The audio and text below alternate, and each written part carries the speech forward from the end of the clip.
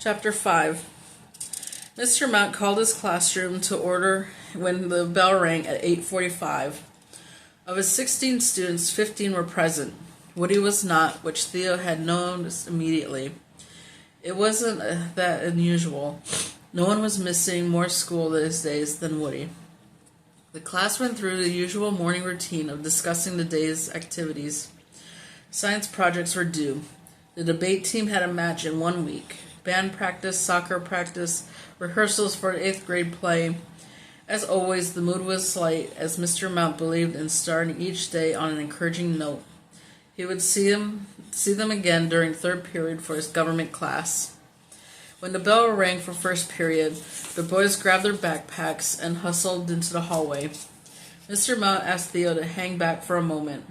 When they were alone, he said gravely, "Look, Theo, Woody and his mother stopped by the school earlier and informed Miss Gladwell that Woody got arrested last night." Theo's mouth fell open. "Arrested?"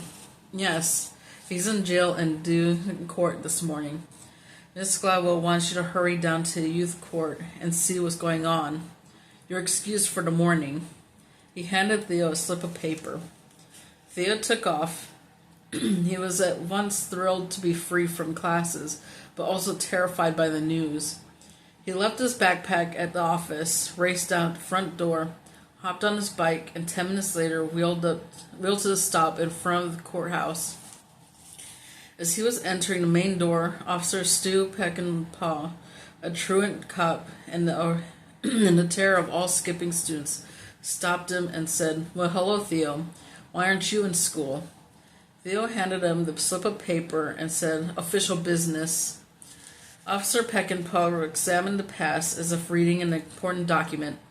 He handed it back and said, "Okay, but I'd better not see you on the streets after lunch." "Yes, sir." Theo ducked inside and bounded up the stairs. He knew every inch of the courthouse and knew exactly where to find Woody.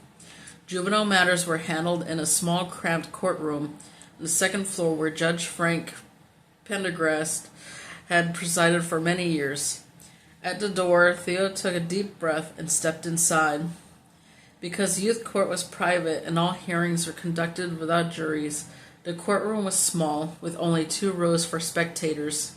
Even animal court down the basement had more room. Theo saw Daisy Lambert sitting in the front row and went straight to her. Judge Pendergrast was not on the bench. Bailiff Trench, the ancient courtroom deputy, nodded at Theo. "What's going on?" Theo whispered to Miss Lambert. She smiled, but her eyes were red and she looked exhausted. She was obviously glad to see Theo. "I don't know, Theo," she said in a soft voice. "Woody and Tony got arrested last night for armed robbery.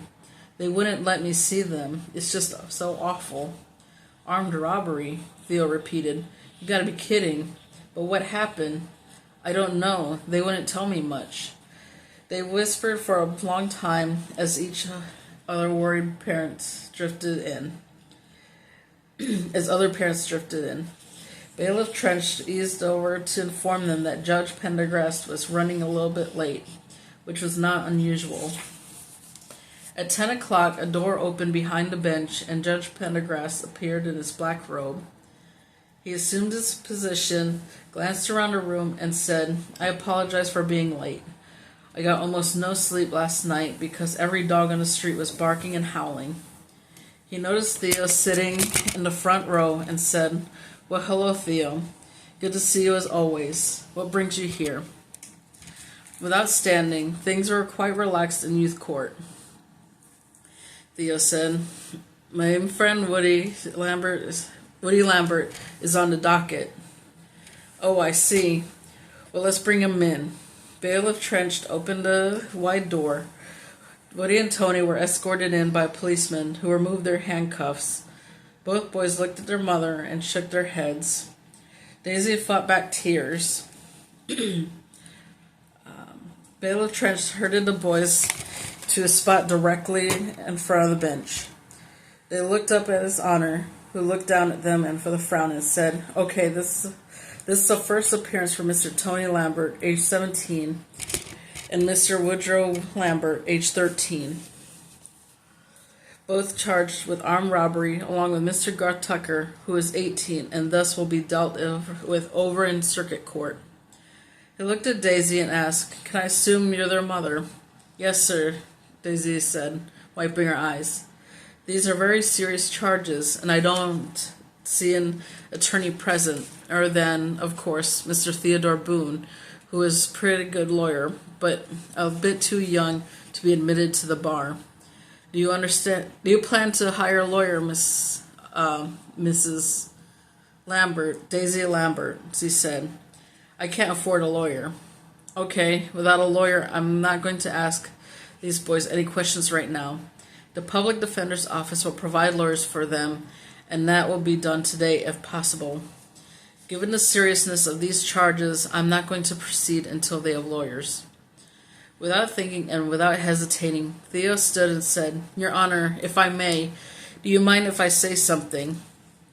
Judge Pendergrass glared down over the top of the reading glass perched halfway down his nose. "Why aren't you in school, Theo?" he asked. "I have a pass signed by Miss Gladwell, Judge. Can I say that I know this family very well? Woody is one of my best friends. We're in the same grade, same class, same Boy Scout troop. We've been close friends for years.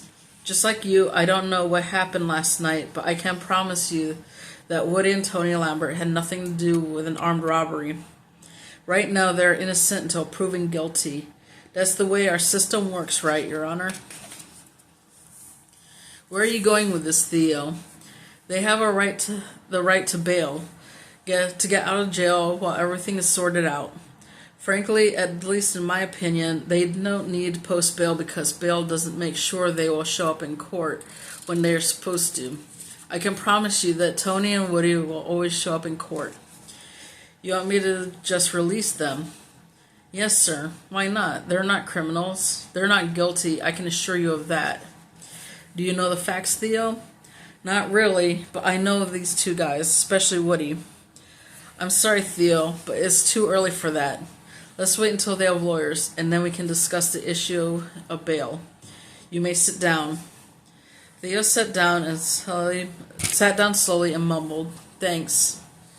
Judge Pendergrass continued, "Let's get all the paperwork straight and let me talk to the prosecutor and police.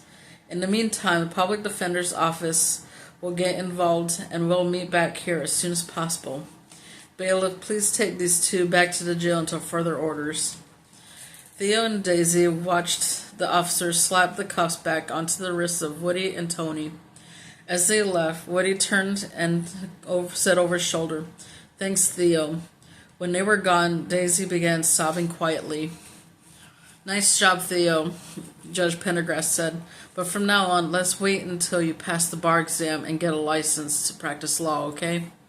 "Yes, sir, and thanks, Judge." "You're excused, and I suggest you find your way back to school real soon." "Yes, sir." Theo and Daisy quickly left the courtroom and found a seat on the bench in the hallway. Theo glanced around to make sure no one was listening and asked, "Do you know where the jail is?" "Are you kidding? I just spent the night there. I wish I'd never seen such a place." "Okay, let's go over there and try to meet with them." "Thanks, Theo." Along with the judges and lawyers, Theo knew most of the policemen in Strattonburg. He arrived at the station first and went straight to the desk of a captain named Rick Pruitt. Theo's mother had handled an adoption for Captain Pruitt, and Theo knew him well. The captain was plowing through a stack of paperwork and was surprised to see his young friend. "Well, hello, Theo. Shouldn't you be in school?" "I'm excused until noon. Important business. My friend got arrested last night, and he's back there in jail. His mother had not been allowed to see him or his brother, and I need your help." "What's his name?" Pruitt asked as he picked up the daily arrest sheet. "Lambert. Woody and Tony Lambert." "Armed robbery?" "Yes, sir, but it's a big misunderstanding. At least I think so. We just need to see him, me and his mother." "And underage drinking?" "Not sure about that, but Judge Pendergrass wouldn't set a bail this morning, so they're still locked up. We just want to visit them and see what's going on." Pruitt frowned at Theo for a few seconds, then stood and said, "Follow me." They went down a hallway, then down the stairs to the jail. The waiting room was filling up with relatives checking on other inmates. Pruitt pointed to some chairs and said, "Have a seat." Theo sat down, and within minutes Daisy arrived. In a whisper, Theo explained what was going on. A few minutes later, Pruitt returned and said, "Wait here, it'll take a few minutes." "Thanks, Captain," Theo said, and Pruitt disappeared. They waited half an hour before a jailer called Daisy's name. She and Theo followed him to a holding room, where he unlocked the door and waved them in. Woody and Tony were seated at a table without handcuffs, and when they saw their mother, both jumped to their feet. The jailer closed the door and waited outside. After a round of hugs and tears, all four pulled chairs around the table. Woody and Tony told their story. That's the end of chapter 5.